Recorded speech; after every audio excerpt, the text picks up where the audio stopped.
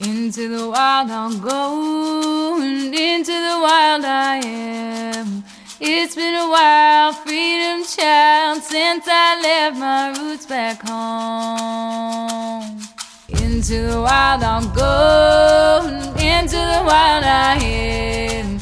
It's been a while, freedom child, since I left my roots back home. Welcome to the Freebirth Society podcast. This is a radical space for women who are ready to celebrate their autonomous choices in birth, motherhood, and beyond. Together, we'll learn about wild birth through personal narrative, we'll explore the politics of birth, and we'll analyze everything that relates to our lives as women from a feminist perspective. Here's your host, Emily Saldea. It's been a while, freedom child, since I left my roots back home. Today on the show, we have Savannah, a graduate of the Radical Birthkeeper School, and she's here to tell us her big and important story of birth, single motherhood, loss, and claiming her freedom as a woman. Savannah's first birth resulted in heartbreaking, but so common, midwifery sabotage and betrayal, with a totally unnecessary transfer to the hospital. Many years later, Savannah repartners and finds herself pregnant again. Tragically, she lost that baby on her 40-week date. Savannah tells us the gutting story of birthing her stillborn son in the hospital.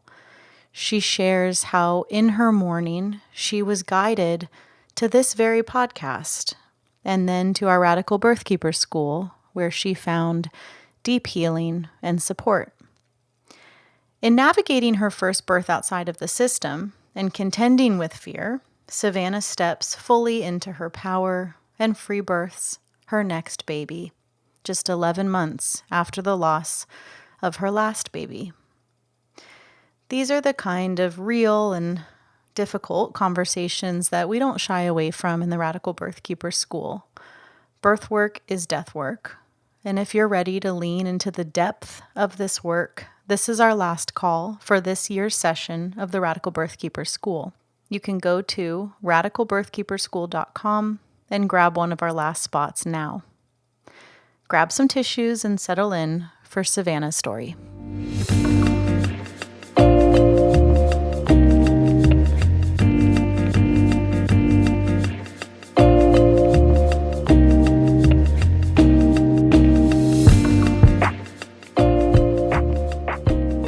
Savannah. Hello. Hello, darling. I feel like this is long overdue, and I'm really looking forward to just spending this next hour or so with you and hearing your stories like in totality. I've gotten, bits and pieces of all three really, but I haven't heard them in their fullness. So welcome. Thanks for being willing to come on here. Yeah, thank you so much for having me. And thank you so much for being such a fierce beacon for me through the crazy journey that I've been on in the last year and a half. Yeah. Uh, You take it away. Yeah, wherever you want to start. So I guess I'll start. Yeah, who am I? Well, I'm from Texas. I live in Austin. I grew up here. I come from a family of writers and musicians and artists and all that. So my upbringing, I really leaned into that a lot. And I was very much like, kids, no, I'm not doing that. That's ridiculous. But I was always ridiculous. Yeah. What an absurd idea. Like who? Yeah, and that just wasn't really on my radar at all. My mom had me when she was 23, and she's the oldest of three siblings. So I kind of was like the fourth child to my grandparents growing up. And I didn't have a cousin or anyone else until I was much older. So I kind of took care of all the little kids, and I don't think I was like bitter about it or anything. I just was like, cool, I did that, and I'm never having one myself because I'm going to go be a rock star. I went to NYU for 2 years. So I moved to New York City when I was 18.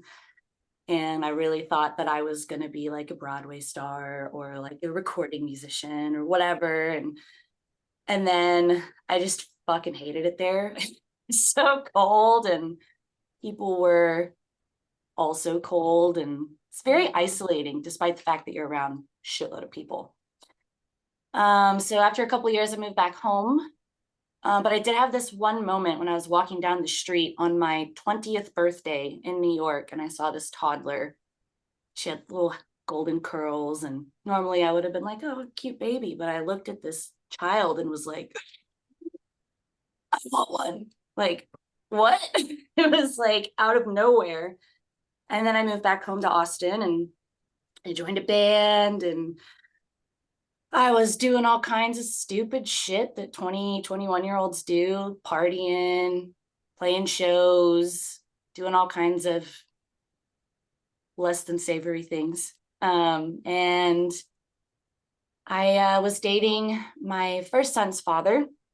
We went to high school together, and he had a huge crush on me the whole time we were in high school, but I thought he was such a dork because he was like an EDM DJ, like raver kid. I was like, I'm too cool for that. I'm a band geek, like whatever. You're definitely too cool for an EDM DJ.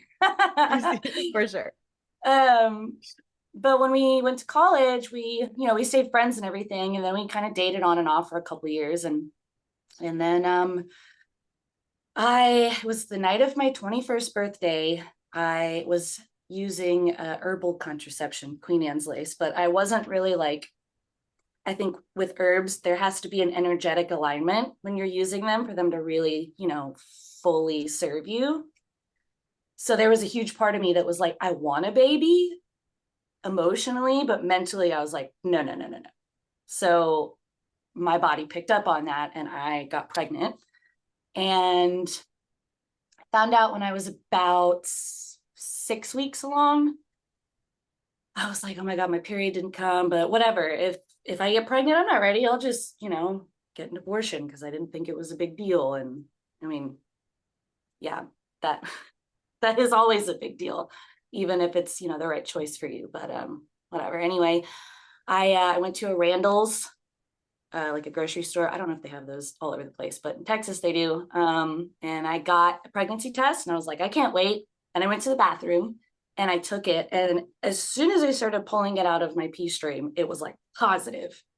And I screamed, fuck, in the bathroom. And I walked out, and the pharmacist was like, ma'am, are you okay? And I was like, don't talk to me. And I went to my car, called my friends, was like, oh my God, what do I do? And everyone that I talked to, I just kind of immediately was like, yes, I'm pregnant, but I'm taking care of it. Don't worry. Like, I'm not having a baby. I can't have a baby. And I told my son's father, and he was like, oh, okay, what do you want to do? And I told him, and he was like, well, whatever your choice is, I support you. And it took one of my best friends coming to me and saying, well, if you want to have a baby, like, I'll help you raise him. I'll be there for you. And I was like, what? She was like, yeah, it's your choice.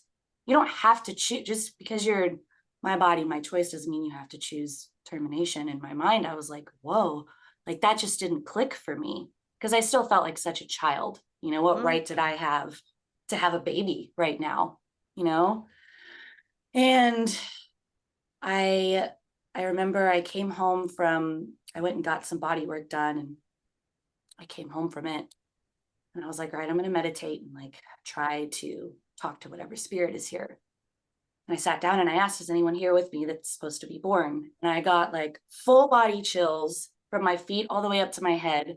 And I had this super vivid vision of me holding this blonde-haired little boy and us looking at each other and laughing. And I started crying, and I was like, fuck, like, I guess I have to have a baby now. Oh my God. Wow. And so then my son's father and I, he ended up leaving to go do something like an internship that summer. And I, hadn't told him that I had made up my mind to keep the baby yet. And when he went back to his internship, I got a really long text message from him the next day that said a lot of very hurtful things, the most being, if you, are thinking about having this baby and locking me into a $250,000 obligation for the next 18 years of my life, you don't know what love is. Yeah. I think he struggled a lot with his parents, and they never really approved of me and all that. So yeah, after that, I was just like on my own.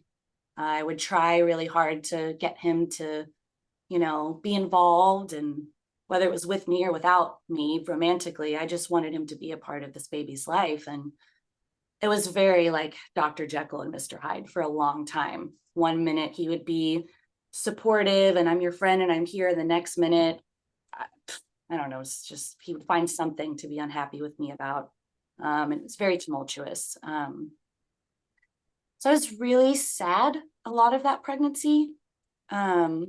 It was also super weird because I was like 21 and all of my friends were not having kids. They were in mosh pits and playing shows and going to house parties. And I mean, I did go see Tool when I was 6 months pregnant. That was pretty awesome. I like hung off of like a rafter in like the crowd at Voodoo Fest in New Orleans. So he got his fair share of hearing stuff, but I'm not going out and doing stuff that I used to. So I just was going to school part-time and being pregnant. It took a while for my mom and I to get to be on good terms and that was a really hard thing for me because she's a very regretful person. So she saw a lot of like, what she went through with me. I was a one-night stand baby. I was not planned. I was going to be terminated. And then she started bleeding the day before her appointment, went to the hospital, saw my heartbeat and was like, oh, well, I guess I'm having a baby. But I think she looks at her life with me, and I know she loves me, but she saw all the things that she didn't get to do. And so then she saw that playing out within me. And in my heart, I just was like, no, like, I feel like this baby is here to allow me to do all the stuff that I want to do. Like, I've been so broken and lost and avoiding trauma for so long. And now I'm here and fully in my body. So yeah, we just had a very different perspective on my choice for a long time. And she eventually came around and I was working with the midwife. The concept of freebirth was not even in my arena at all, but I grew up with a mom who was kind of hip to holistic medicine and stuff. So I was like, well, what's the crunchy version of an OB? Oh, a midwife. Like, I'll go do that. So I hired a midwife, and she actually worked with a friend of mine the year before who had the only friend I had that had a baby. And I had like she also had a baby very young and had a tumultuous relationship with her baby's father. So we bonded a lot in that sense. And when she was, I was like 4 months pregnant, I think. And she called me one day and let me know, like, hey, I just found out I have breast cancer. And I was like, oh, shit. Okay. And she said, I have this student who just finished her training with me. Like, are you okay with her being your full-time midwife? I'll come to appointments when I can. And then I have this doula who was about to start her apprenticeship with me, but I can't really fully do that. So she'll just kind of be along for the ride. Like, basically getting 3 wise women for the price of one. And I was like, okay, that sounds pretty rad. Like, especially considering I felt so alone. So I had physically. And like, what are you going to say to that? Right. Yeah. No. You'd be like, no. I know in my mind, I'm like, fuck yeah, like this is awesome. So yeah, I just go about being pregnant, and they didn't really push anything on me. They're CPMs. So they just do home births. They didn't work in birthing centers or anything. So they were, the most crunchiest radical midwives in town. So I remember being like 42 weeks in a couple of days and being like, oh, when is this baby going to come? And they were like, we could maybe try to do some stuff to help with, getting things moving. And I went to go see this really interesting woman who did acupuncture. She had like a shit ton of birds in her house. It was super weird because I don't like red birds. flag. But I was like, whatever, it's Austin. There's weird hippies and like everywhere. So who am I to judge? And I remember she did some acupuncture on me and she's like, we don't usually hit these spots because, it can get things going, but we want to get things going. And I was like, okay. And I remember getting off that table and my belly had dropped like 3 inches. And I was like, now knowing what I know, I'm like, maybe it was already going to happen. And like in my head, I don't know, open to it. So I went home and I was walking and my waters started to trickle. I thought I was peeing myself at first. And I was like, wait a minute. No, that's my waters. So start walking home and I go to my apartment. I lived in this like old school apartment that's got like the garages on the bottom and all the apartments are up top. And the only way to get upstairs is a spiral staircase, which is important to know later on. So I go in there, my 1-bedroom, super tiny apartment, and I call my midwives, I call my mom and my grandma and my friends, and I'm like, all right, baby's coming, like, let's do it.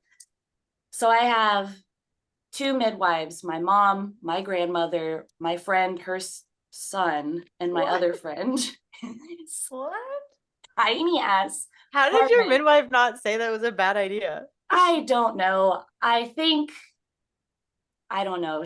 I'm very stubborn. So maybe she just was like, she's not going to listen to me if I say like, that's not too much, but I don't know. Yeah. I also knowing what I know now about birth, I'm like, why the fuck didn't she tell me like, no, but so my labors picked up like super fast. I didn't have like this, building gradual labor where everything got stronger and more rapid. It was just like, super, super heavy contractions every 2 minutes. And I remember there was this one point before I was like really in it. I had a camera out and I was trying to show one of my friends, like, can you take pictures? This is how the camera works. And my midwife, like one of them took it from me and was like, you don't need to be worrying about that right now. And it seems like such an insignificant detail, but I felt so like just, whoa, that wasn't necessary. This is my birth. It just felt really weird and like violating. And it is weird. Yeah, I was like, I just wanted my friend to take pictures, like I don't have a partner here to do that. So I can't think of any context where that would be like a kind and loving thing to say to someone. Yeah. I mean, I guess in her head, she was like, I want you to like get into the labor space, but like, fuck off. Yeah. So yeah, I really got into it and it was just, in and out of the shower, walking around for a very long time. It was about 24 hours at my apartment, just constant sensation after sensation. And I would get really tired, but I couldn't sleep because the sensations were so strong. I would get in the shower, it would kind of help. And then like I would want to eat and they were like, well, you can't really eat very much. So I remember the only things that I ate were like 4 Cheez-Its, 2 chunks of pineapple and a couple spoonfuls of yogurt because that was all I was allowed to eat. And they were very nervous the whole time because my waters had started to release. And, if they're open for longer than 24 hours, they have to transfer me to the hospital. These are your crunchy hands-off midwives, right? Yeah. Yeah. And so I remember I went into labor at like 2 p.m. on a Monday. And then around 8 a.m. on Tuesday, I'm like fucked up. I'm so tired. I'm so hungry. I'm so over it. Like everyone's kind of freaking out and they're like, why isn't the baby here already? Ew. And then the doula, who was just kind of along with the ride, she came and she was like, grabbed me. She's like, let's like start walking and do some like big squatting lunges. Let's go around, walk around the block. And I'm just like pissed. I'm like, now my labor has stalled. I say in quotations. So she's like, we got to get it going again. And I'm walking around the block with my doula, just cussing out the world, like, it's fucking bullshit. Why isn't there a fucking baby here? Like, blah, blah, blah. I'm all pissed off. And my midwives are like, we could call the acupuncturist to come back out and kind of help speed things along, because you're really not like very dilated at all. I don't remember them doing cervical checks on me, but I know that they did. But there's no like visual memory. And then, so the acupuncturist came back out, put some needles in me, left. And then it was just like a fucking boulder was hitting my body. And I was having huge sensations, and they're checking me with the heart rate monitor, and the energy just like very suddenly shifts. And they're like, yeah, his heart rate's really dipping a lot. We have to call EMS. Oh, God. And I was like, what? Like, is he okay? And in my mind, I'm like, I'm so tired at that point. All I could think of is like, is my baby okay? And they're kind of, I don't really remember what they said to me.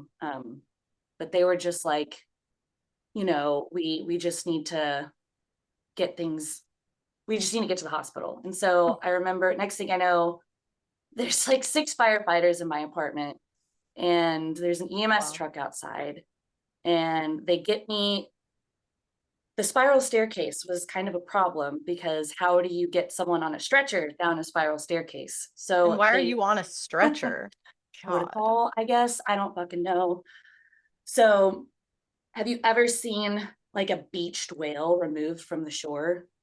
They put it on this like giant tarp. They like roll it onto it and then hold it up like a taco. Do that. Yes. Why didn't you just walk down the fucking stairs? That is humiliating. Yeah, it was awful. And I'm like, I'm literally rolled up like a fucking taco, and they're all like going down the staircase, grunting at each other. Couldn't walk? Everyone in my apartment complex is peeking outside. They're like, what's going on? My mom is crying. My friends are crying. And I'm just like, I don't even fucking care anymore. I'm just whatever. And I get in the ambulance, and my midwife, the one that took over for the main midwife, pops in with me. And she had been like when we were in the apartment, she had her hand inside me, and she was holding the baby back. What I remember her telling me was, I'm trying to prevent him from coming down because his head is twisted, and like, that's going to make his heart rate go down. So blah, blah. Yeah. I rode to the hospital. Oh no. Which I thought was just a crazy funny story for such a long time. And now I'm like, what the fuck? I rode to the hospital on a stretcher with the EMS lady asking me all these questions, and my midwife's hand just like in me. Ew. The whole time. Oh my God, your poor son. Yeah. And I just was like, at the time, I didn't see it as a problem. I actually found out years later, she told me, like last year, because I saw her again, she said, oh yeah, we thought his cord was prolapsing. So I was trying to hold space between the cord. They're so dumb. And I'm like, I know in my head, like what I know about birth, I'm like, if there's a cord prolapse, they always tell you to put your butt up in the air. And like, I don't remember that being told to me. So I don't know. Who knows? Also, I love the like, hurry up and have a baby. Oh, wait, I'm going to hold your baby in. Yeah. Right. It's sick, man. I think if they would have just fucked off with the heart rate monitor and didn't have to do that for their licensing, like I would have just had my baby. They were over it. They were over it. You know, they were over it. They didn't want you there anymore. You were outside the realms of normal for them. You were past 42. They were already fudging that. Mm-hmm. Then your waters were open, had the nerve to be open for, over 24. Mm-hmm. Vibes are not good. Get you out of there. It's just not, they're over it. Yeah. Ugh, brutal. Okay, so then what happens? So I get to the hospital, and they take me to this room, and this like middle-aged, like I'm a very tall woman, and this like middle-aged 5'2" man comes in. He's like, doesn't even ask me my name, just looks at my chart and goes, oh, so a home birth transfer, we're doing a C-section today? And I look at him and I said, no, dumbass. Like, I don't know. In my head, I said dumbass. I was super angry. I don't know if I actually said that to him, but I'm like, no, like I'm having my baby vaginally. Like, there's no reason to give me a C-section. And so he's in and out of the room, in and out. And I have this nurse who apparently, like, my midwives have a relationship with that labor and delivery departments. They're like, we've never seen her before. And she's like being so by the book, bitchy and controlling with me. She's like, oh, you have to get in the bed. And I'm like, go fuck yourself. I'm not doing that. And she's like, well, I have to monitor the baby and blah, blah. And I'm like, no, his baby's fine. Like, we checked when we got here, his heart rate went totally back to normal. The only problem is my sensations stopped, which of course they did. Like, look at what I just went through, And so they talked me into Pitocin. I'm like, okay. And at that point, I'd been in labor for like 33 hours. And so then I'm on a Pitocin drip for about 3 hours. And I'm like, no sleep, no food. I'm been through this trauma of being transferred to the hospital. And I am like really suffering through these Pitocin contractions. They're awful. And this nurse is like telling me that they don't have a wireless monitor. So they have to do this thing in bed. And I'm like, no. And she goes, well, then I'm going to turn your Pitocin off if you don't get in the bed. And I'm like, okay. And she finally, I remember at one point, she was like, we really don't have those sticky monitors that they use. Like, you're going to have to just do what I tell you. And I go, that sounds like a you problem, not a me problem. So go fucking find one. She comes back to put the wireless monitor on my stomach. She goes, I need to exfoliate your stomach, like, to make sure it sticks. So she pulls out a piece of sandpaper and just fucking goes to town, rubbing my skin completely raw. And I remember at one point I like collapse on the ground. And now that I've had 3 children, I'm like, oh, I was totally in transition and about to have my baby. Cause I'm like, I can't do it. I'm screaming. I feel like I'm just from the bottom being completely ripped open. And one of my midwives like descends next to my shoulder and goes, you've already proven that you're a badass to everyone. I think that you should really get the epidural so that you can get some sleep, because you're not going to have enough energy to push your baby out if you don't. Yeah. The classic CPM line. No, this was my midwife, not the one at the hospital. I know. Yeah. I said sorry. CPM. You said CPM. I thought you said CNM. This is what they do. Yeah. They take you on as a home birth. They transfer you, and then they whisper in your ear on the fucking gurney in the hospital, sweetheart, you should just get the epidural. You're just not going to have enough energy to push. This is a classic line that midwives say. It's so disgusting. Yeah. Yeah. And that moment like killed me. It just, everything, I felt like I'd fought so hard against so many people that didn't want me to have this baby to bring him here. And I was just like, I fucking give up. Like, imagine if she had said, I believe in you. You're so close. You've worked so hard for this. Your baby wants to be born. You hang in there. I'm here with you.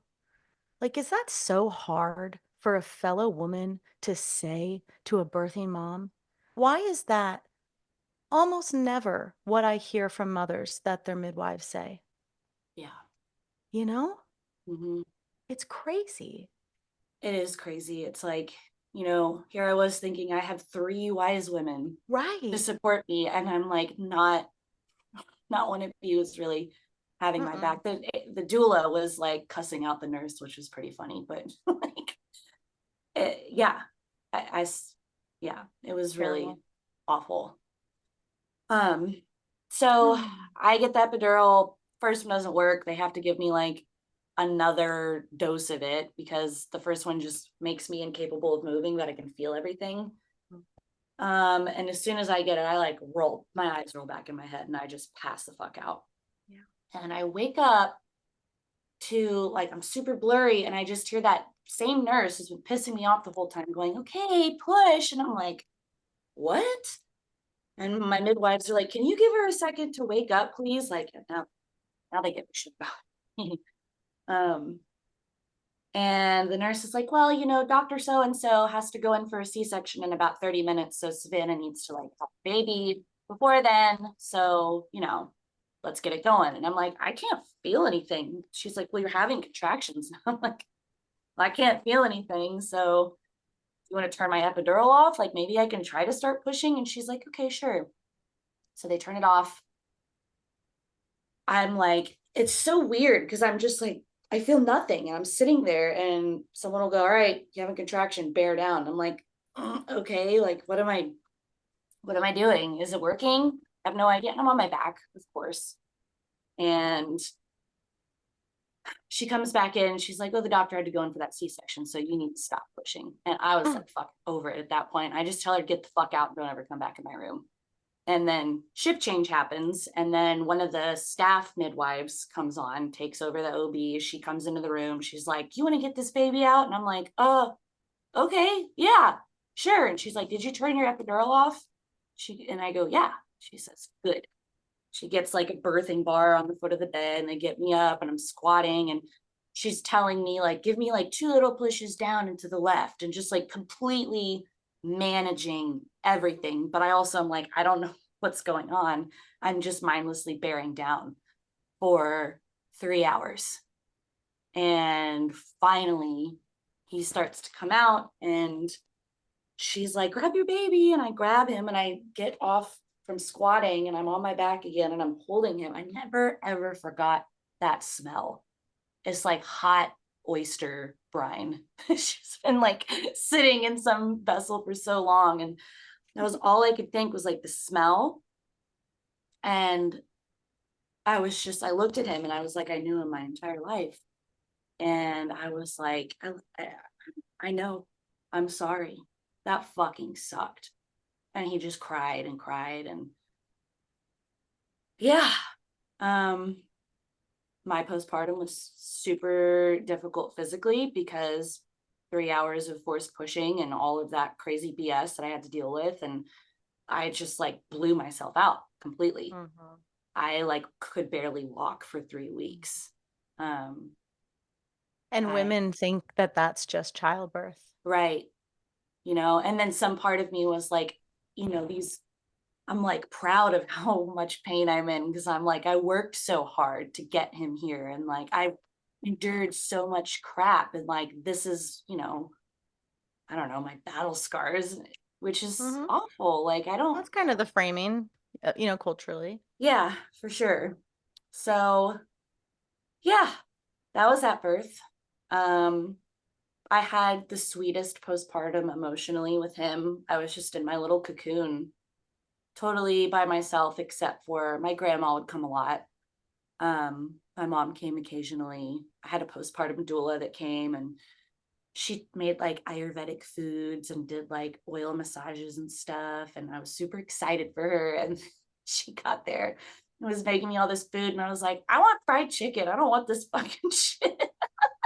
I don't want these weird seed oil massages. Like they make me smell like sushi. Like I just want fried chicken and a milkshake. I don't care. Do my laundry. Yeah. Oh, that's funny. Yeah. So I just was in my little cocoon with him and I was alone, but I kind of liked it because of how invaded my space was during that period. Totally. Yeah. It was nice to just be me and him just snuggling all the time. Yeah. So the next, like, 5 years was just me being a single mom. I really leaned into the like single mom martyr persona, kind of like I am going to push myself twice as hard and do twice as much. And somehow that's a testament to my worth. You know, I think that the pain that I felt from the separation, not only the romantic separation, but like the complete like absence of his father was just like so hard. So I was like, I have to prove myself. I didn't really know to who, to everyone, but I just had to. And Waylon is my son's name. And his father came and went and came and went. And eventually when he was like 2, he moved to Austin and started being a more steady presence in his life. And I went to school. I was working in restaurants. I was a stripper for a little while, which was terrible. Wow. I thought that, I was really on that like super woke leftist, like shoving bisexuality in your face because that gives me power, like bandwagon. And it's empowerment to be paid to take your clothes off at night. Right? Exactly. Yeah. It's empowerment to be like fetishized and grabbed and, assaulted. And yeah, look, it was awful. I wasn't a very good stripper either because I scared the shit out of everyone. I was like, all these, everyone's into like, big luscious curves and trap music. And I'm like, I'm going to do the rock and roll stripper thing. So I wore like super tall heels and dark makeup, and all the men were just terrified of me. Just like whipped all the guys in the audience. I literally had a whip. I could see that. I'm tuning in. I'm really picturing it. Oh my God. Okay. So how long did you do that? And then like, did you end it because you realized it was absolute self-loathing nonsense? Yeah, I did it for about a year consistently. And then a long time. Yeah. Consistently being like, 5 times a month because you make a good amount of money when you do it. But then I just stopped making money. And I think because there was a part of me that was like super bitter about the whole thing. And I just felt like gross. And part of me was like, yes, I feel empowered. And the other part was like, well, now I'm not making as much money and I'm putting all this effort in. Like, why? Like, it's just making me feel like shit about myself because I'm measuring my worth based on how much money I'm making every night. Yikes. Yeah. Well, and the way in which you're making the money. It's not like you're like. Yeah. Yeah. And I got a little further, dipped my toes in the sex work pond beyond the club. And how could you not really? Yeah. That's the track. It's the gateway. Right. Totally. I mean, more money, right? Right. And if you could do that, could you do this? Maybe you could do this. Of course, that's how it goes. Yeah. Oh, I'm so glad you survived and got out. Yeah. Me too. I could have gotten a lot worse. I don't really remember the specific breaking point for me. I mean, I got assaulted one night at the club by a guy. And I remember like I went a couple more times after that and I was like, I can't do this anymore. So I stopped. And then COVID happened and all that crazy shit.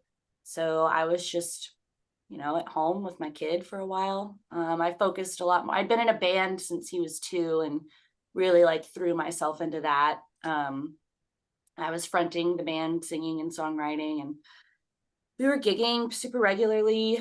And I was like, well, I'll just do this and whatever. I'll try to get a job at a venue. So I got a job at a venue and then COVID happened. So it shut down. And then like 3 months into the pandemic, they called me and they're like, hey, like, I know you were in it to do booking and promotions and all that. We don't really need that. But we do need someone to like, we need someone to be like ground security and make sure everyone is sitting down and keeping their mask on. Oh God. And I was like, okay, yeah, sure. It took me a while to like really get into like how much of a crazy shit show bullshit all of that was. But yeah, so I was the mask police for a while, which sucked. Look, you got there eventually, okay? Yeah, I did. You found us. I did. I just am like, ugh. I look back on it, I'm like, man, I wonder how many people like have seen me in Austin since then and been like, she's the one telling me to put my mask on or whatever. But yeah, that was crazy. I met my husband there though, so that was like something good came out of it. Yeah, I remember walking up to him at the bar. He was a bar back and I was doing security, and I was like, ooh, like he's hot. Like he looks so familiar though. And I walked up to him and I was like, what's your name? And he said, oh, I'm Andrew. And I was like, okay, cool. Later on the night after a couple of drinks, I'm like, do I know you from somewhere? And he goes, yeah, I think we matched on Tinder like a year ago. Oh God, I was so hoping you weren't gonna say he was at the strip club. Oh my God, no. I was like, I hate this story if that's where it's going. No. Okay, that's cute. Yeah, and I remember, I was like, oh my God, I remember seeing him on Tinder at my friend's house and like swiping. I'm like, ugh, loser, loser, loser. And then I saw him and I was like, ugh. Then I dropped my phone because I was like, that's the most gorgeous man I've ever seen in my life. What? And I messaged him and said he looked like a young Ozzy Osbourne in his picture with his crazy hair. And he never said anything back to me. Ew, what was his excuse? He said that he never really messaged anyone back. He was super awkward. Whatever. But yeah, maybe he's not like super into heavy metal the way that I am. He probably thought me saying he looked like Ozzy Osbourne was an insult. In my mind, it was compliments. I mean, that was my thought as well. Like that's a strong opening line. Yeah, it is. But look at me. I'm a pretty strong. Yeah. I cannot picture what a young Ozzy Osbourne looks like. I'm gonna have to look it up after this. Okay, so that's adorable. Do you guys immediately start dating? We start partying at the bar after we close down, hooking up and stuff. Well, masks on, obviously. Yeah. Actually, did you catch wind that people were having sex with masks on?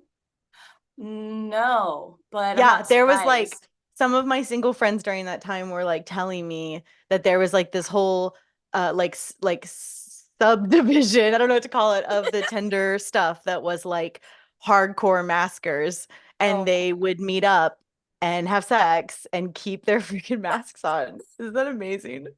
I love that so much. It's so ridiculous. One of my exes, who's a friend of mine, said once, he who wears mask alone in car also wears condom alone in bed.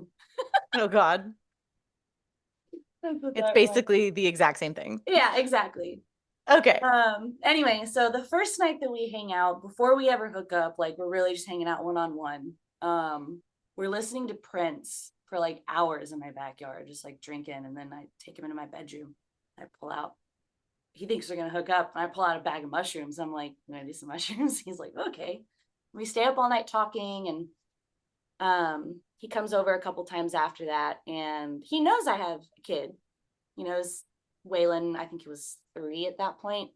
And one night he comes over, I'm like, hey, Waylon's here, but he's asleep in, the room. So just so you know. And he spent the night, and I guess that just went over his head, because the next morning we wake up to Waylon coming in and like jumping on the bed, being like, I want breakfast. And it like super weirded him out because he wasn't ready, prepared for it. So then he ghosted me for like 2 weeks. But also, you guys are still young, right? We were like, he's not like a grown-ass man yet. No, definitely not. Because I'm going to give a 25-year-old a pass on being freaked out. Yeah. I would not give a 35-year-old man a pass. No. And I mean, like, the situation it was into, like, maybe if I had like planned to go meet him with him, I don't know, it'd be less awkward. But he also just like came in the morning and was like, I want breakfast. But that's not weird. This guy is dating a mother. Yeah, no, it's definitely not weird. But he's 25, so pass. Yeah, exactly. So he ghosts me. We don't hang out again, but we work together like several days a week. So I'm like, weird. Fuck you, loser. Yeah. He's like trying to be all jokey with me at work, and I'm like, no, I'm not even giving you the time of day. But I will marry you eventually. Spoiler alert. One day after work, I was like such a bitch about it. I was like, I'm gonna hook up with his friend that works at the bar and get back at him. Oh dear. So I didn't actually, I mean, we like made out, but nothing else happened. But he found out about it and asked if he could talk to me one day, and was like, I'm really sorry about the way I handled things. It was really immature, and I just needed time to like think about everything. But can we talk? And I'm like, yeah, whatever, fine. He's like, I really, really like you. I just like, I didn't know he was there. And I was like, what do you mean? I told you. And he's like, no, you didn't. And I was like, yes, I did. And then, he's like, but regardless, I know that Waylon is a huge part of your life. And I pulled back because I didn't want to intrude and get like into your life if I wasn't prepared to be like a healthy presence. Like, I didn't want to like, I don't know, get in the way. I didn't want to like detract from your life as a mom. And I didn't want to just insert myself because I was feeling lusty, whatever. Just like, so I'm like, boy okay, stuff, fine. boy stuff. Yeah. He's like, can we hang out again? I'm like, maybe.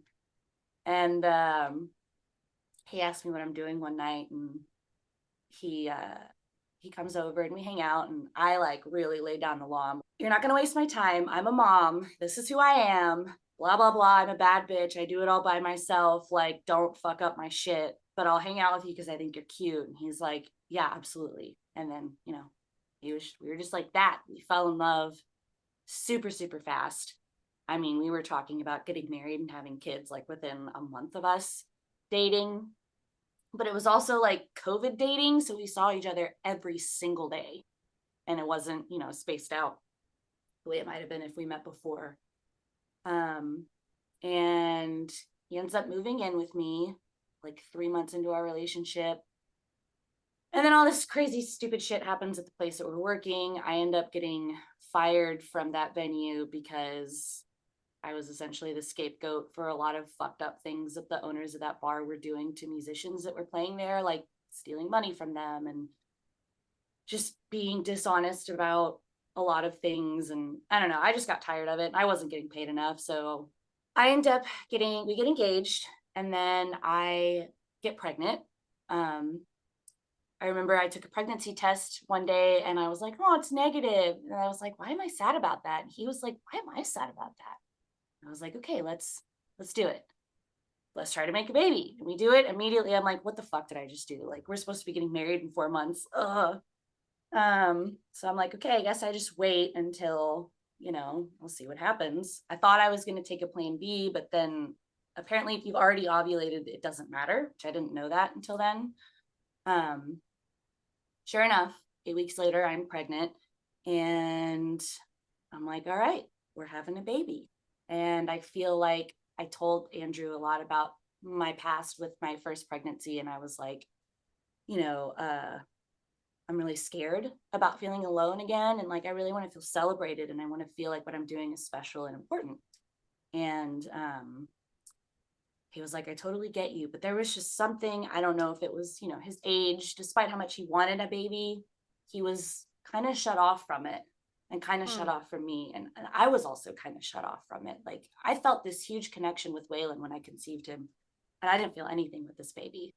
I was just like, who is this? You know? And so my pregnancy with him was very hard, physically and emotionally. There was a lot of conflict and strife between me and Andrew. There was conflict with friends in my life. Stuff wasn't working out well with my band. It was just, I mean, we were playing awesome shows despite me being huge, but I was just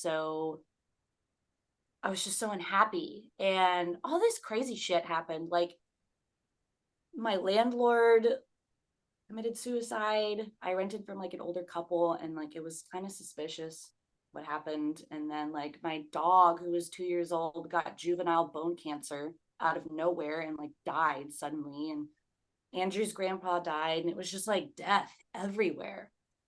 And I was super paranoid the whole time that I was going to lose this baby. But I thought in my mind it's because my aunt had a stillbirth a few years before that. So I was like, that's just what's on my mind, you know? And I had the same midwife again. And she was always like, you're super healthy. Like, nothing bad's going to happen. I'm sure everything's going to be fine. This idea that if you're healthy, babies don't die is so it's so fucked up and backwards, because Yeah, then when babies do die, what's that messaging to those mothers? exactly.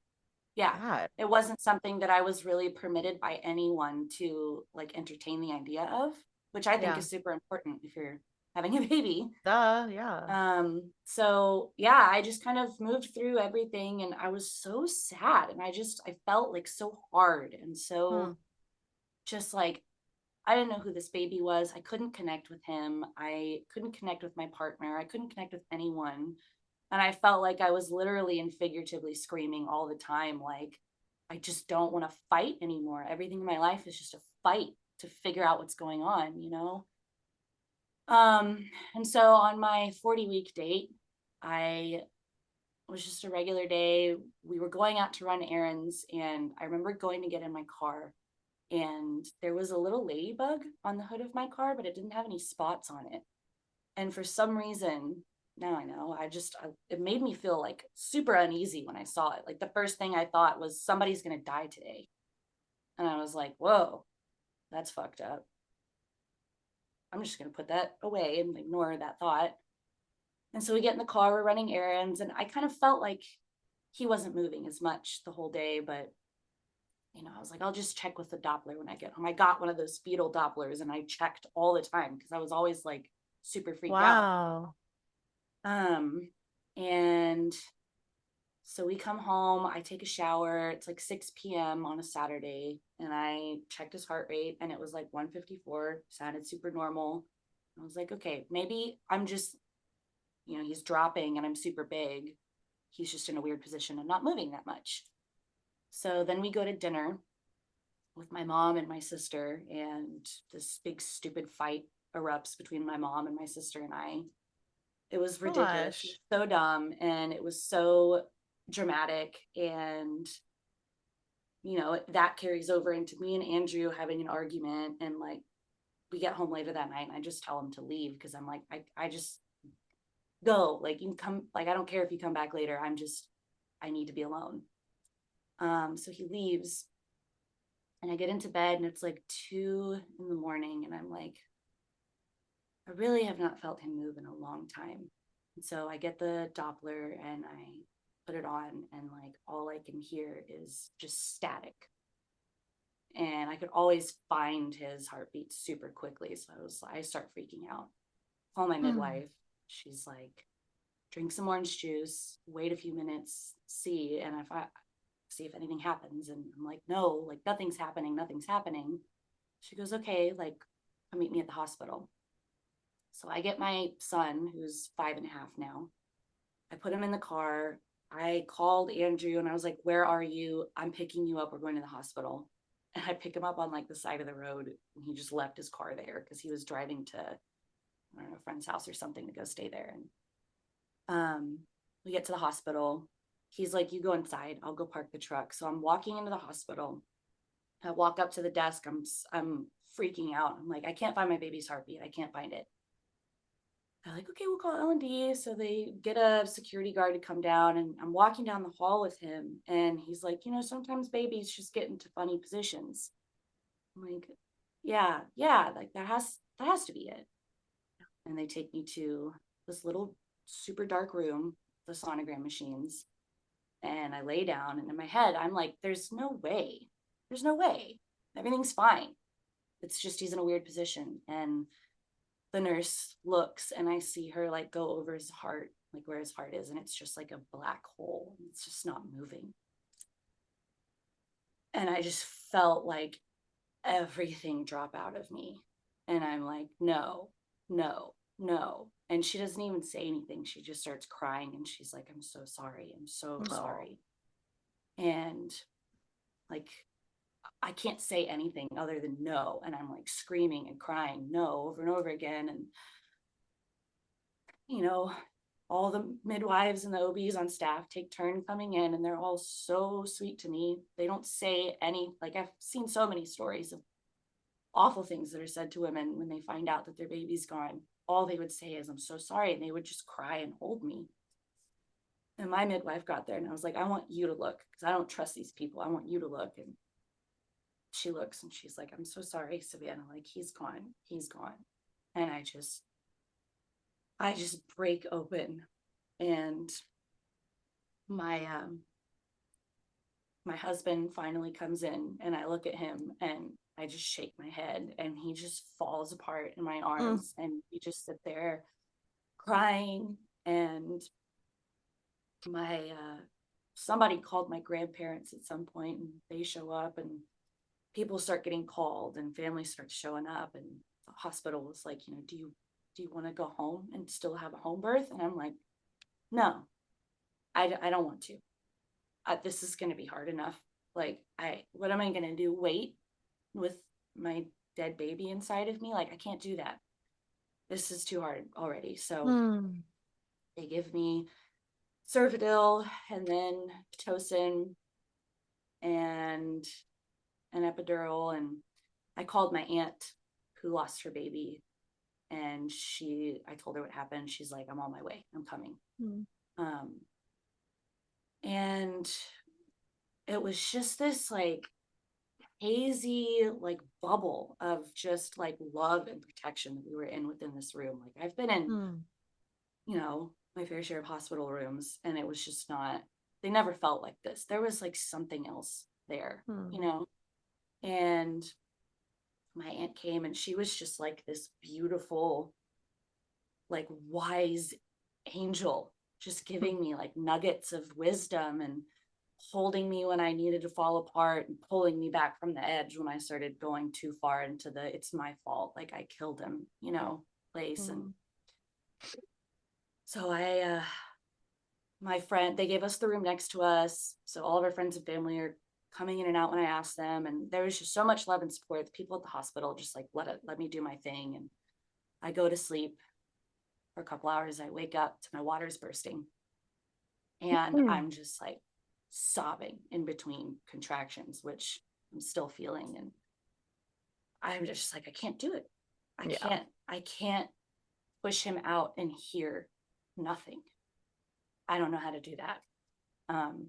And my aunt says, why don't you talk to him?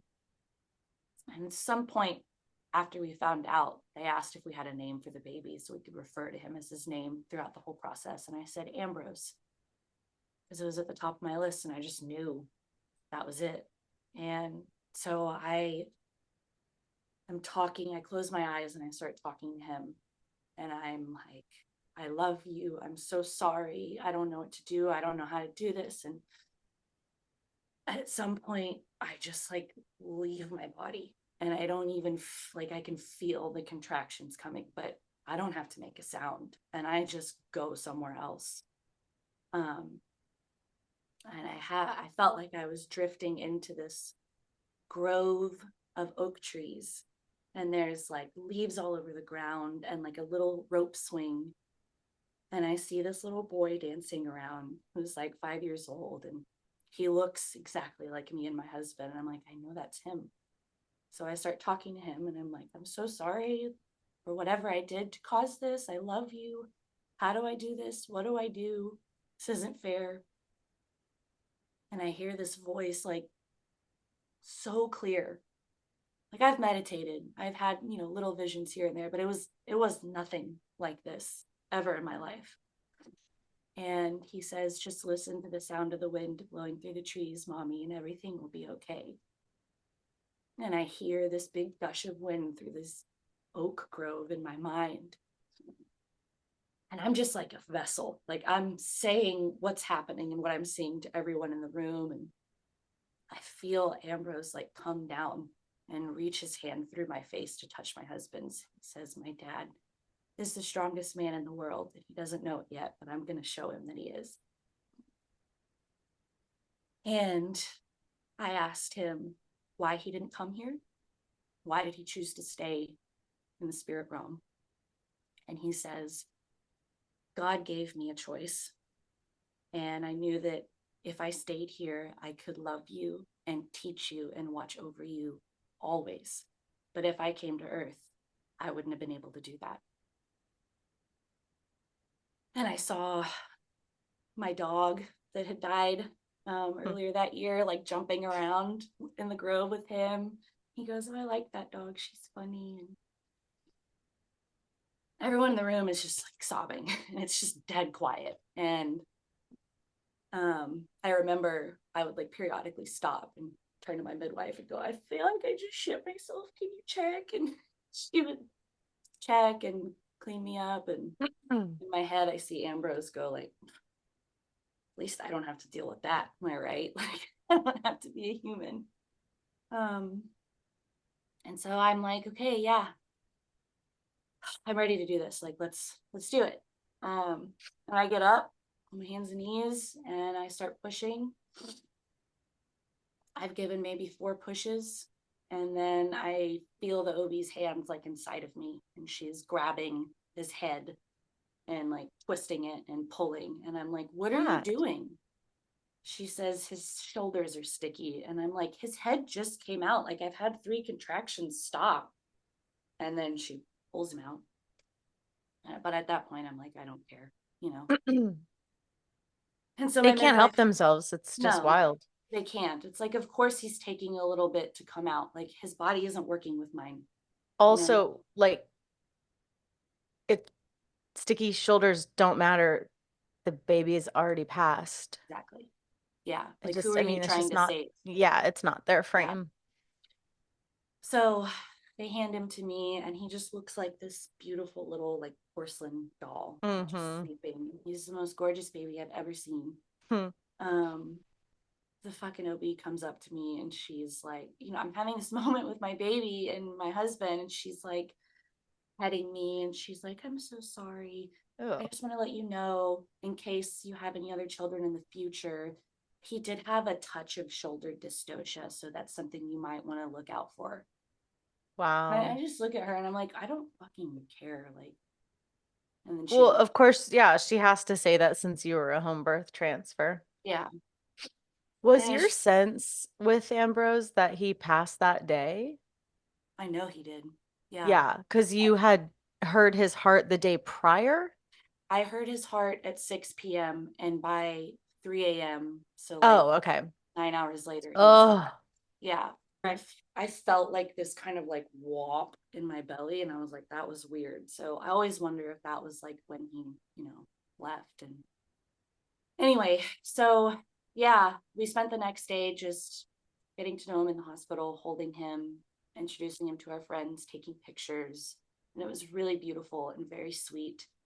Um, and for the hour before the funeral home came to take him, my husband and I held him and we just danced. We put on all our favorite songs mm. for him, and now we have a little playlist we can listen to whenever we want to. And um, they take him, and we go home, and I felt this really beautiful glow. Like my baby was still born, you know, like he still arrived. And there's some weird degree of like joy in that with all of the devastation that I was feeling, you know? Wow. I'm kind of embarrassed to say this. I've literally never thought of that term. I've always thought of the term stillborn as born still, like born sleeping. Yeah. I literally have never thought about it as stillborn. He was stillborn. Yeah. That's how you meant it, right? Yeah. Wow. Mm-hmm. That's beautiful. Yeah. Thank you I for think saying it that way. you can use it in either way, but Totally. yeah. And so I just I felt so much joy and gratitude around everything I was feeling. I mean, it was like he came and just cracked me open. It was all I Mm-hmm. wanted, was to just be And able to you soft. were in a lot of darkness. I really was. And I feel like he just came and like gave me my life. Wow. And of course, you know, I still miss him. I missed him every day. I sobbed, I cried, I screamed for him, but I didn't necessarily Mm. regret it because it was like everything that I needed. And I don't feel like he ever was supposed to be here, you know? Well, you tripped on it the whole pregnancy. That's Mm-hmm. so that's not the only time I've heard that with mothers who lose their babies. Yeah. Many, many, many mothers I've debriefed with over the years will often say, whether it's in hindsight or during, that they always felt like they weren't gonna stay. Not to say, if any of you are listening and you're feeling anxiety about that, that does not mean that this will be your story. You know, of course Mm-hmm. not. Most babies will survive and be born alive, and some will not, of course. And so there's a distinction, of course, Yeah. between like lots of moms have anxiety about it, but there is something about bereaved moms that often a through line that I have heard is that there was this like they couldn't, they never felt quite connected, they could never quite see them or feel them like their living children. There was like a mystery to them. um yeah, it's interesting. It felt like he had one foot in and one foot out the whole time. And I didn't feel that with either of my other two babies, despite being like afraid, you know? Mm-hmm. Mm. So yeah. Um, I started kind of unpacking everything with my birth, like physically, and was like, okay, nothing was wrong with him. Nothing was wrong with me. I did blood tests and all the shit. I didn't do an autopsy because I was just like, no, No, it's not going to fucking tell me anything anyway. I just know it. And, his you don't want to placenta do was, that to your baby. no. And, there's a super high percentage of, stillbirths that there's no known cause for. And even if they do say they figure it out, a lot of times it's just something to give the parents so they have closure. There's also a strong correlation between how a baby physically looks when there is something, like, let's say, off, or if there is a indication in the autopsy. I certainly wouldn't pretend to be an expert on this, but from what I have personally seen over many years, is there is often a correlation if the baby looks like abnormal. And so the babies who are born like those little porcelain perfect sleeping babies, those are not the ones that usually any sort of, Yeah. because if it's like a genetic thing, or if it's, yeah, you It's can, gonna be I'm not gonna say relative. always, but you can often see, oh yeah, something Mhm. was not quite right with this baby, in the way that they were growing. Mhm. Yeah. And just to me, I knew, I was like, maybe there was a little physical thing that caused it. Probably there had to be. But in my heart, I just knew he left by choice. It was a spiritual thing. He came here to give me my life, help my husband and I fall back in love with each other again, and just, you know, break off all this shit that wasn't working anymore and teach me how to really love, because I didn't know what love really was. Um so yeah, I started unpacking everything and I'm like, why am I labeled high risk just because my baby died? You couldn't tell me what was wrong with me or him. So like, why am I high risk? Why do I have to do a hospital birth? Why, I'm asking all these questions. And I remember getting on like a subreddit group for women who were trying to conceive after loss. And I posted like, does anybody go on to have a home birth again? And I was fucking eviscerated. Oh my Told God. my next baby's gonna die. How dare I do that? Like, blah, Whoa. et cetera, et cetera. And I was like, whoa. And then also just the narrative in a lot of mainstream circles, not by really fault of the women, but just the way our society handles death, especially with babies. Like, the narrative is, I'm broken, I'm sad, my life will never be good again, you know? And I get that. I get feeling that way because holy shit, losing a baby is so hard. But in my mind, I was like, this is the most beautiful thing that's ever happened to me, despite how heavy it was. So I just started looking for that community. My aunt told me about the Freebirth Society. First time I heard about it, I was like, that's fucking crazy. And then I looked into it and I was like, oh my God, like, yeah.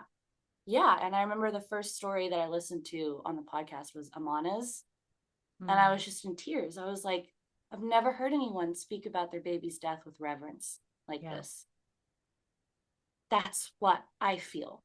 That's what I know is true. Like, so I just, I kept pulling on the thread of that sweater, and, my whole construct around life and everything I believe just unraveled in the most beautiful way. And I signed up for the RBK school because I was like, I know that like what I had was special and like very important. And this happened to me so that I could serve other women, so that I could bring some shred of this to what is inherently a very devastating situation. And then I got pregnant with my third baby about 8 weeks after Ambrose was born, which was pretty fucking fast. Yeah. I did not realize it was so close. Yeah. Wow. Okay. Yeah. I was kind of like, if I wait, they could be born around the same time. And I want, like, September is like, that's Ambrose's month. That's it, Okay. And I was just like, I don't really want to wait, but I don't want to do it too soon. So I had like one period and two fucking insane ovulations where I'm like cervical fluid like this long hanging out of me. My body's like, give me a baby now. So I was like, you know what?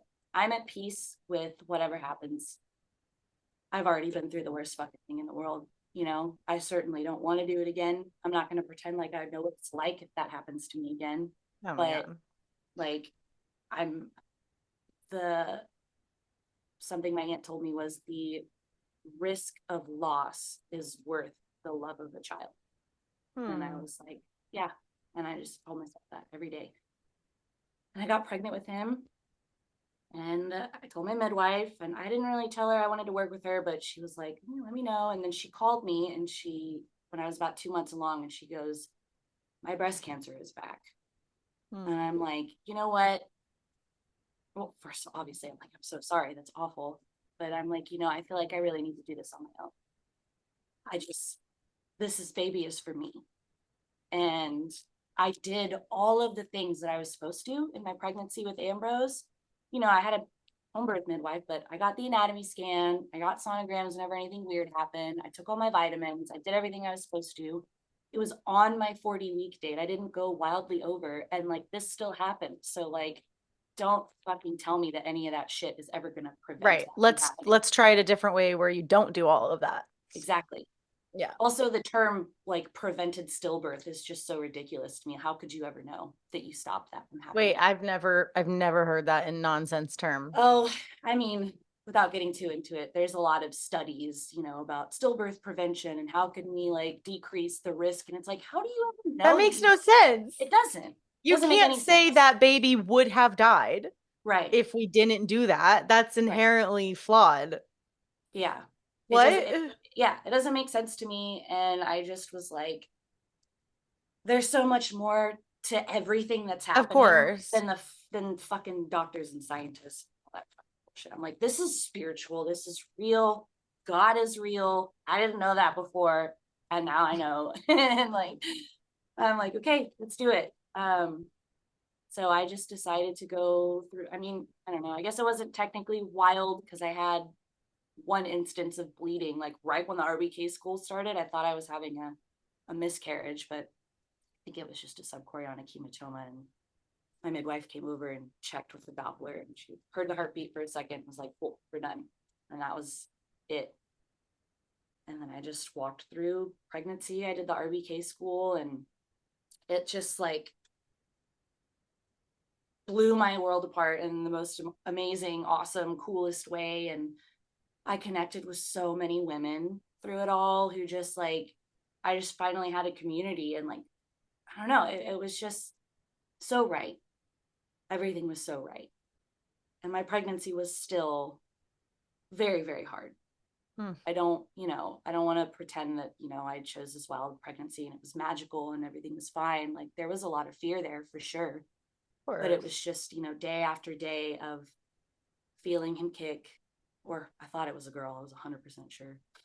And,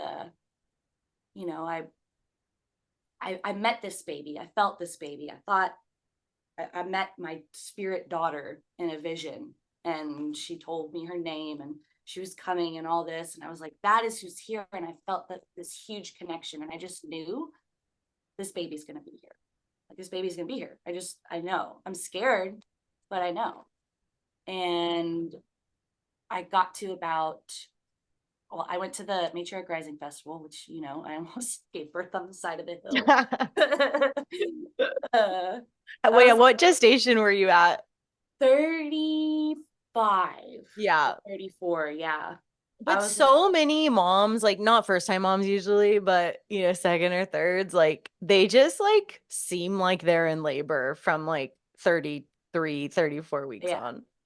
Yeah. And I actually thought you might drop a baby at MRF. I did too, because like there's some hills on that property and I was walking and through the mud and everything. It's like twice as hard. We were like holding your back, like having sensations like the entire time. Yeah. I was like, God. But hey, that's a pretty cool place to have a baby. We would have taken care of you. Oh my God. I kind of am like, I wish that would have happened in retrospect. But with like Sister Morningstar singing to you. Are you kidding me?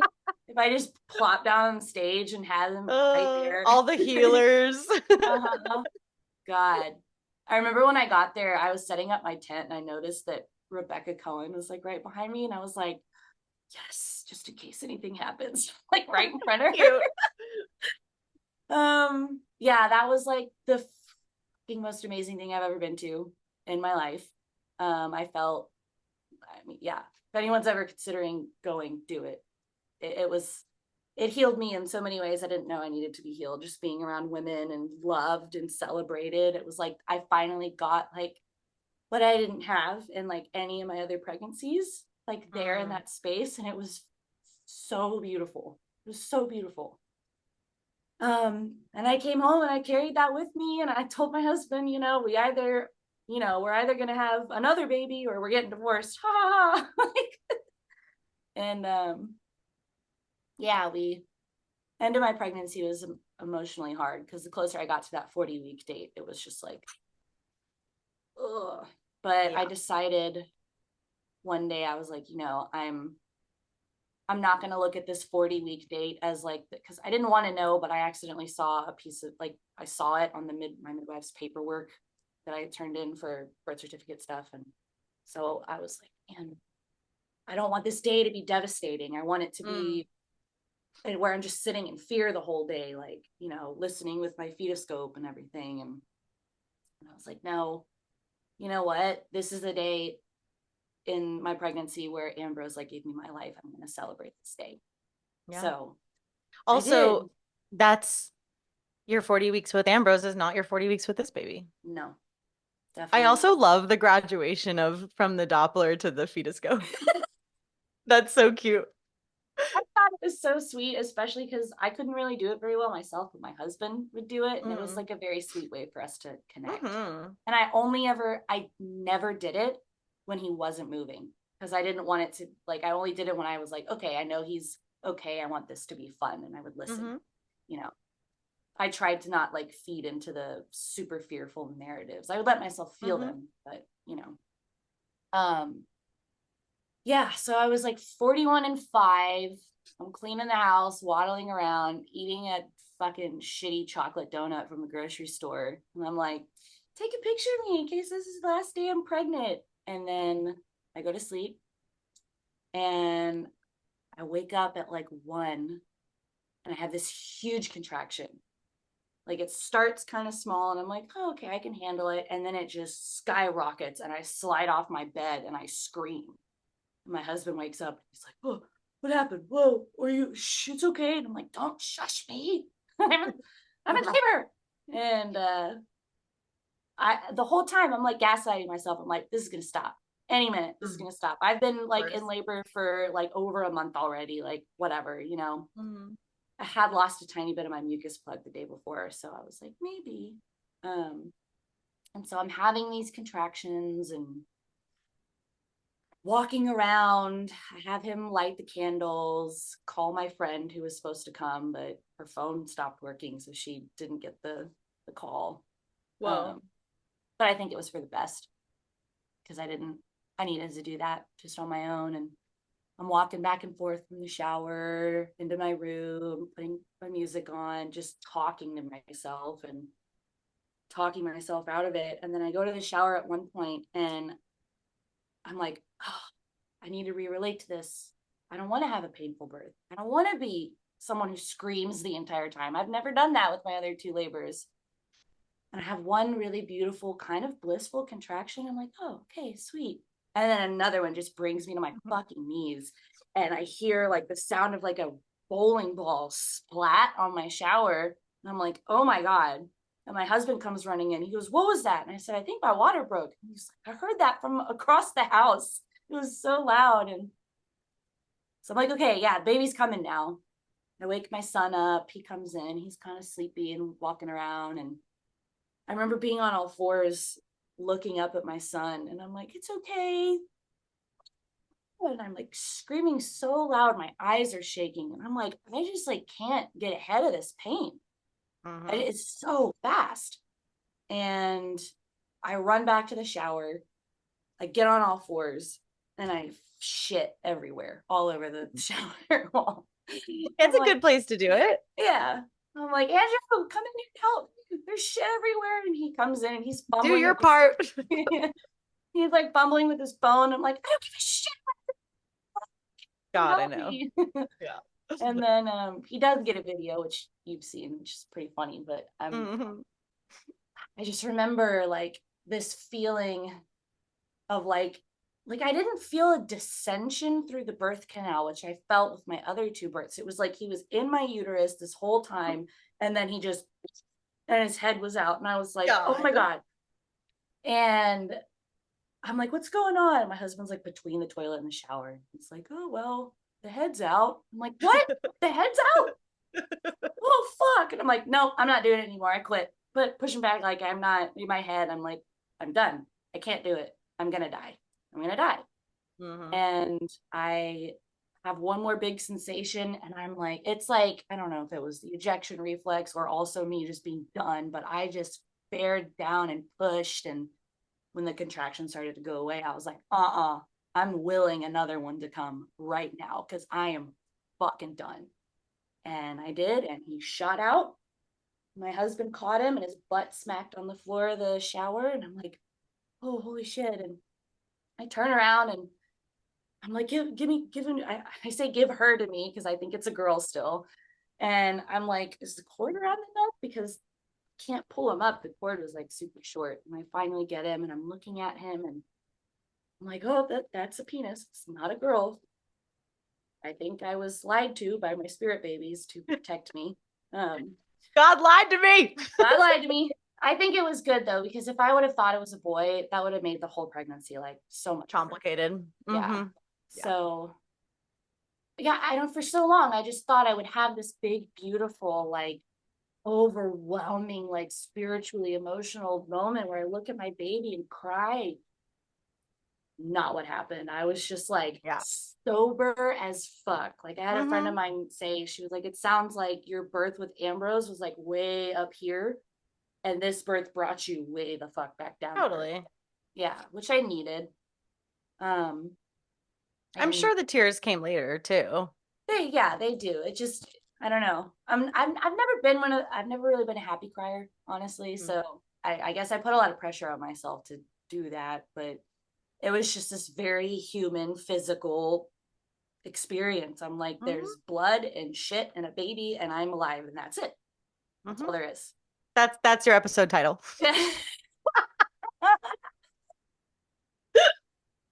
It's actually completely perfect though. Oh God. Yeah. My son came in because he missed it, and he goes, it's supposed to be a girl. I'm like, yeah, don't tell me. I know. And then I'd shown him a few videos before to like get him prepared. And he like looks down and his eyes light up and he goes, placenta. It just like comes out of me. He goes, look, it's cute. That's cute. I'm like, okay, like, I feel okay. And I'm like, and I immediately go into like giving directions. I'm like, you pick that up. You put that in the trash. Somebody put a pad down. I got to go to the bed. I don't want to be in the shower anymore. And I get in bed and I'm just holding him. And I'm like, God, I didn't have any boy names picked out. Like, I had some that I liked, but I was like, I'm not any of these. So I'm like, what the fuck do I name this baby? And then this song came on called Jeremiah, and it's by Sierra Farrell. She's like one of my favorite artists. And I was like, whoa, that's a really cool name. I always thought of it as some kind of lame biblical name, but now that I'm saying it out loud, I'm like, it's kind of badass. And we tried it on for a while, and I was like, it's not quite right. So his full name is Jeremiah Rose, because I also feel like Ambrose helped me bring him here. And they were literally like Irish twins, basically. Yeah, for real. So, yeah. And my postpartum was really fucking hard. Physically, I think I'm starting to realize now I might have had a cervical tear. I didn't bleed like a lot, but I was in so much pain and I felt like things were hanging out of me for like a really long time. And because I dilated so quickly, I mean, my labor was 3.5 hours. So it was super fast. So that was really hard. Also, having two like 10-pound babies within 11 months is like kind of hard on the body.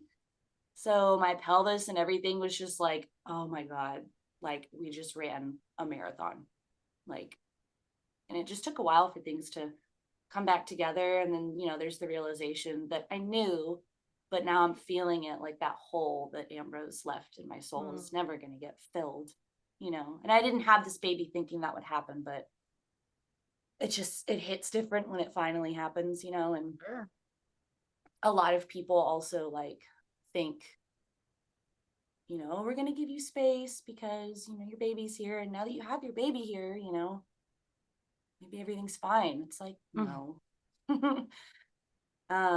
Yeah, it was just weird. I felt super supported in that pregnancy by my friends and certain people in my family, but my postpartum, it was just like everyone kind of was gone, and I would get like one visit a month maybe from people and per person. And I don't know, I didn't have the support that I needed. I didn't have the witnessing that I wanted. But I think that it was kind of because I had a lot of work to still do. Like I had all these beliefs about my life and what it would look like with a new baby here, and integrating my grief in a completely different way. And it was like, cool, you think all these things and now you have to integrate them. And it was fucking hard. It was really hard. Andrew and I almost split up because it was so hard. And I'm always the kind of person that tries to find the beauty and the lessons in everything. So that's what I've tried to do with it. But yeah, it would have been great if we had more support from our families, and we just didn't.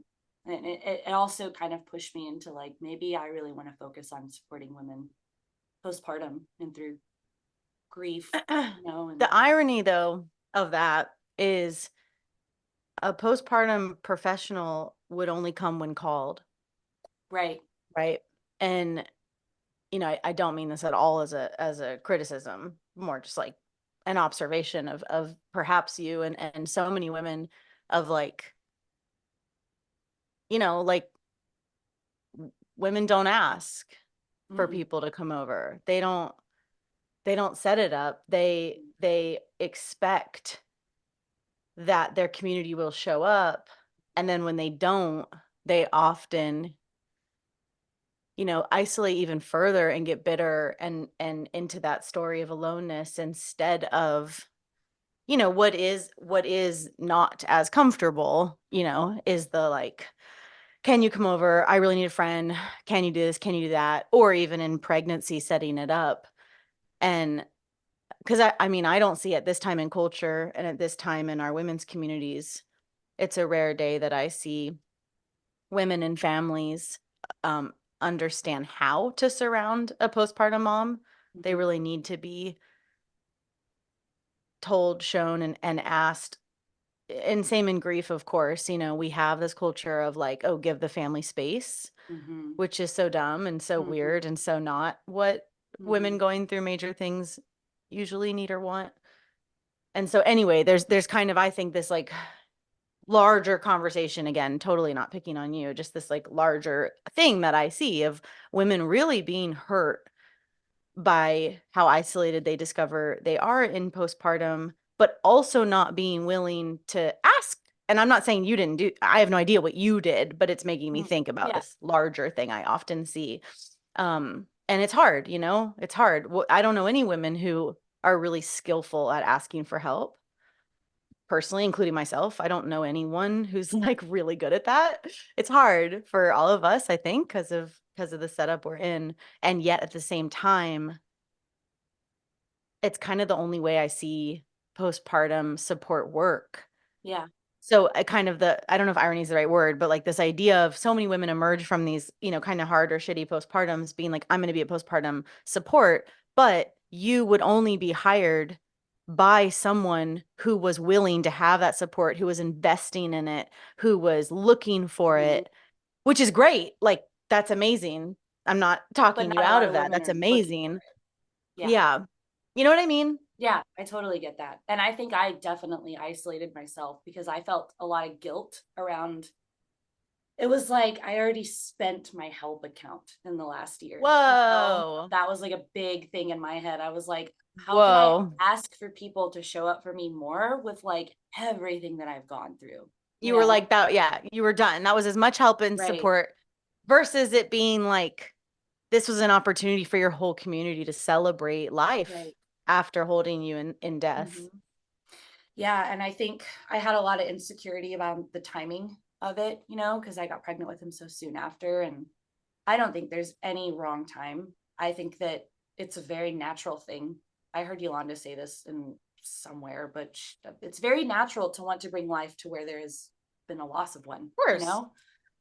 But I felt insecure about it still on some level, like that I did it so soon. And it was too soon for me to ask for people to come and support me. Yeah. You know? Isn't that funny? Just the stories we make up. But there was also that expectation because everyone showed up so fiercely, like after Ambrose, I just assumed, oh, they get it and they're going to come.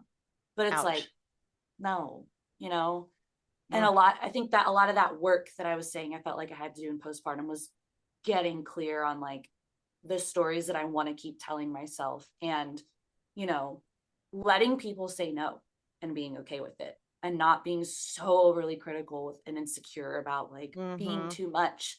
My God, I mean, everyone already thinks I'm too much. Like, what? I'll just do it. You know, and you embrace and they're it. still, if they're still standing. Yeah, exactly. You know, yeah. And I only really recently feel like I'm coming out of the postpartum fog. Jeremiah is 6 months old now, and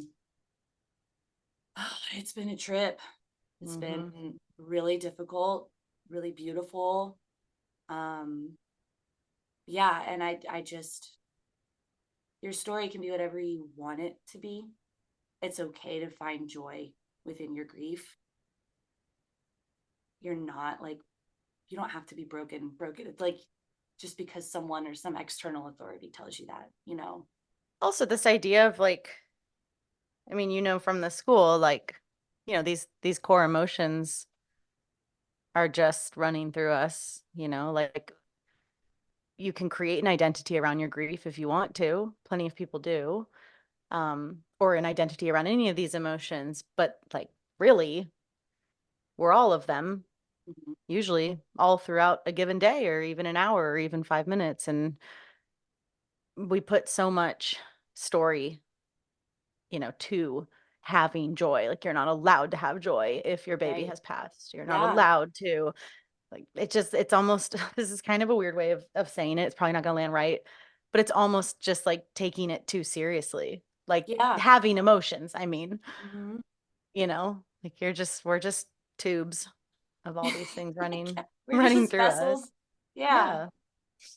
I think that I felt so much insecurity when I was going out into the world again, you know, just to the fucking store or anywhere, and people would ask, you know, they'd see my older son and ask how many babies I have, and I felt like I had to have this disclaimer that would come immediately after, like, oh, I lost my baby, but you know, I'm really sad, but also it was really beautiful, but also and then I just was like, you know what, I chose to do this to become the sovereign woman that I know I can be. I'm going to fucking own my birth and my loss as well. And not everyone has to talk about it that way, but you can if you want to. It's your baby. It's your life, you know? Like, you don't have to be destroyed if you don't want to be. It's okay to go through that. Of course. Obviously. But I think in a way it's, you know, and I say this very humbly because I have not personally dealt with loss like that, but I have supported a ton of bereaved moms, and I've seen many, you know, really admirable women choose to honor their babies too short of life, like, and have it better them, like have it mean something, you know, bigger and better. And like you said, with reverence and not stay victimized by it. And I could empathize with that temptation. Yeah, I could empathize with it, but it's been quite inspiring to see how many women have chosen at some point. Doesn't mean it has to happen there's no time limit to it, but yeah, I've just seen women really choose to be like, this is how I honor this life, by growing up, by maturing, by seeing this for me by allying with it, by really accepting it so that you can live. Yeah. Like, I'm going to live for Ambrose every day for the rest of my life. And that's just how it is. And I'm sure a lot of people, and I've been told by a lot of people that I'm not grieving correctly, and I don't give a shit. Whoa. Because weird. Yeah. Weird. It's not, that's my experience. It's my baby. Why would I not want to honor him in that way? God, people are so strange. Yeah. And dead babies really bring out the weirdest fucking people. Yeah. Yeah. Like the amount of times, especially now having Jeremiah here, where people will be like, oh, is this your second? I'm like, oh, it's my third. How old's your second? Oh, well, he was stillborn. Oh, I'm so sorry. At least you have this guy now. And I'm like, okay. At least? Oh my gosh, wow. Okay. Yeah. Yeah. I guess I'm not surprised. A lot, yeah. I mean, it's just that instant. Yeah. No, of course. It's just the instant hero. How do I very quickly provide temporary relief to my own discomfort? Oh, yeah. Yeah. Yeah. And people will do that. People will, of course, say that they're giving you space or they're saying something because they want to make you feel better. It's like, no, they just don't know how to handle death and grief. And you don't have to take that on, because grieving your baby is a full-time fucking job. On top of having other children too. Right. Well, thank you. Thank you. Do I get to see you again this summer? I hope so. I told my husband, I was like, let's see how big our tax return is. And then just peel off a little bit. Yeah, peel a little bit off just for me. And I don't know, we're trying to buy a house. Cool. And our lease is up like right when Matriarch Rising is. So I'm like, I'm going to be flying by the seat of my pants. And that's a great way to go. That's what I did last year. So awesome. I'd love to. Well, lots of love to you. Proud of you. Thank you so much. I'm much. glad our paths have crossed. Oh God, me too. I needed it. I needed this community that you have built. It's fucking, the women in it are incredible. It's really pretty top notch. Yeah. I must say. All right. Thank you. Thank you. Yeah.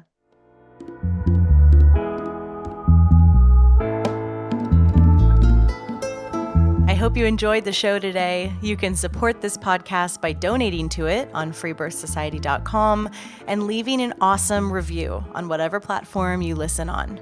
The more reviews, the more visibility the show gets, so let's spread the word of sovereign birth.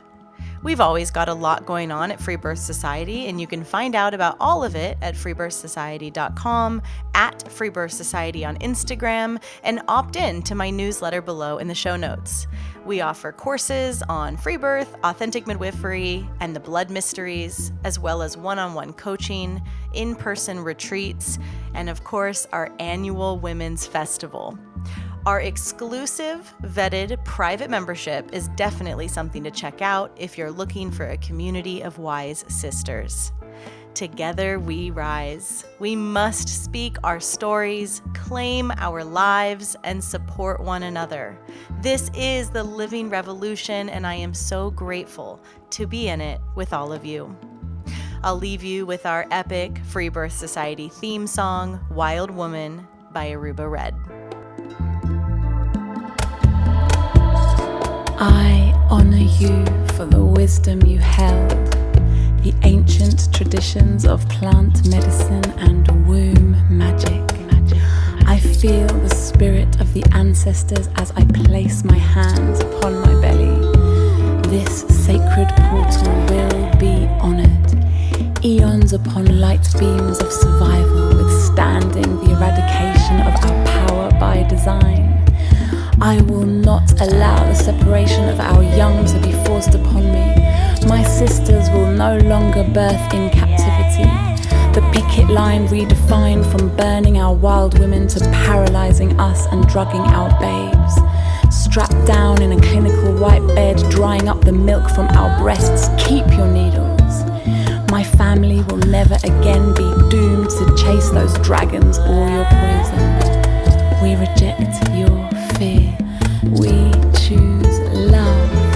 Everything with intention. Death, ascension.